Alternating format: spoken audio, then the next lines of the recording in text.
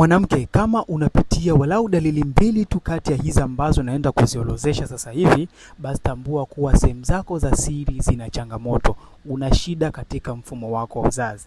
Dalili ya kwanza ni kupata miwasho katika sehemu zako za siri, na miwasho hii huwa inazidi kadri siku zinavyozidi kwenda, lakini pia hasa katika nyakati za joto. Hii ni changamoto, inabidi uweze kuifanyia kazi. Lakini dalili ya pili ni kupata ute mzito ambao ni mweupe. Hauna harufu, lakini ni ute ambao ni mweupe na unakuwa unatoka mara kwa mara. Hii ni changamoto pia, lazima uweze kuifanyia kazi. Lakini dalili ya tatu ni kupata maumivu, hasa unapokuwa unashiriki tendo, maumivu chini ya kitovu. Kama unapitia pia dalili kama hii, pia kuna shida katika mfumo wako wa uzazi. Lakini dalili ya nne ni kupata maumivu makali wakati wa kukojoa. Ni kama vile asidi inavyopita katika jeraha ambalo liko wazi.